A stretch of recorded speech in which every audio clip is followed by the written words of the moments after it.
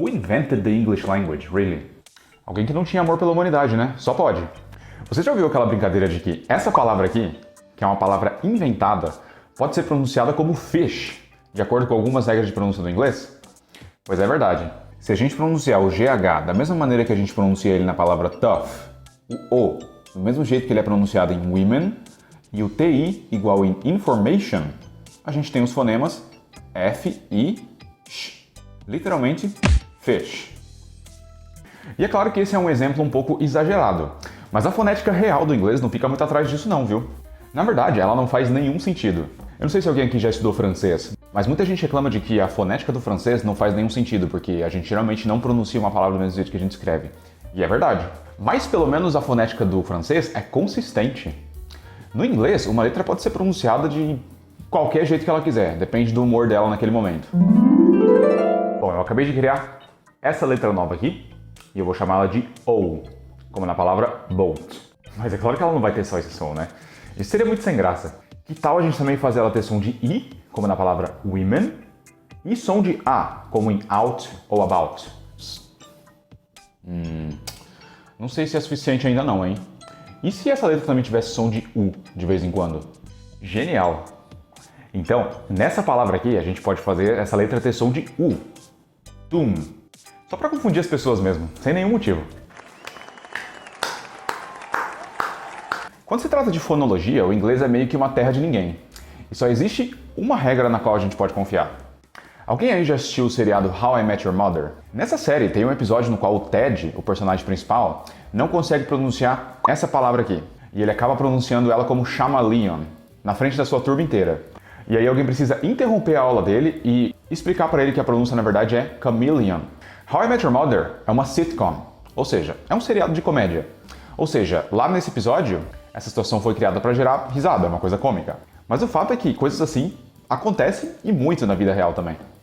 E isso acontece por causa daquela regra que eu mencionei antes sobre a pronúncia do inglês, que na verdade não é nem bem uma regra, e sim mais um aviso, por assim dizer, que é: você nunca consegue ter certeza sobre a pronúncia de uma palavra, a menos que você já tenha ouvido aquela palavra antes.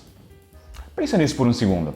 É impossível você saber exatamente como se pronuncia alguma palavra do inglês, a menos que alguém já tenha pronunciado aquela palavra da maneira correta para você e você ouviu.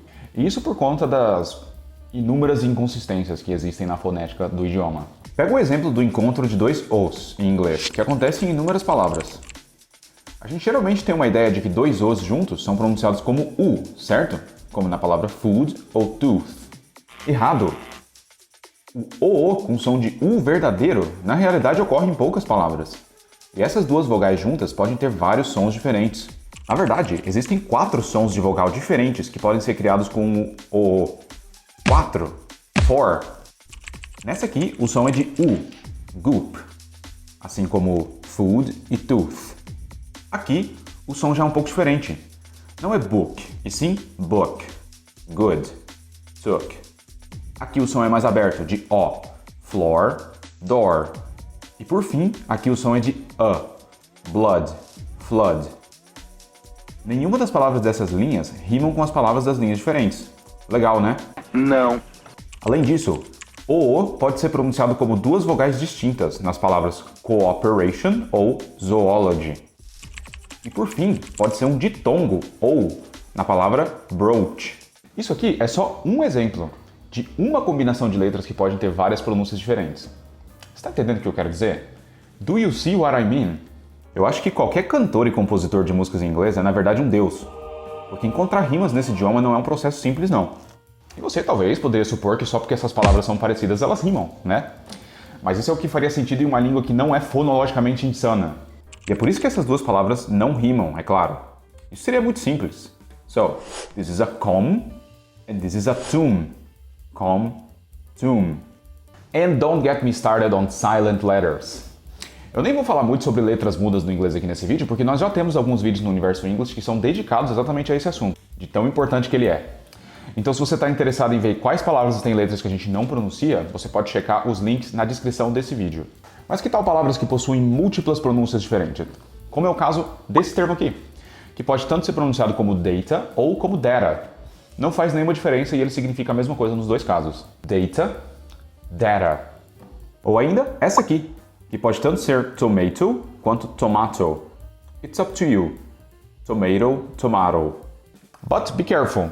Dependendo do termo, a pronúncia diferente muda o sentido da palavra, como é o caso desse termo aqui, que a gente pode falar read, e aí representando o verbo no presente, na forma base que seja, ou read, que é o past simple e também o particípio. Read, read. Também acontece com o termo live, que quando pronunciado assim é o verbo viver, mas quando pronunciado como live, vira um adjetivo, que pode significar ao vivo. Mas então, será que existe algum jeito de a gente escapar dessas armadilhas de pronúncia do inglês e nunca errar a pronúncia de uma palavra? Infelizmente, não. A fonética do inglês funciona de tal maneira que te induz a erros. Não tem jeito. O jeito que a gente aprende pronúncia de palavras em inglês é por tentativa e erro mesmo.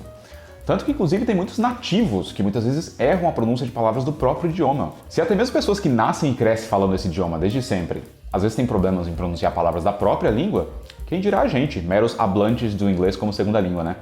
Mas sério, tenta relaxar e não se importar tanto com os erros.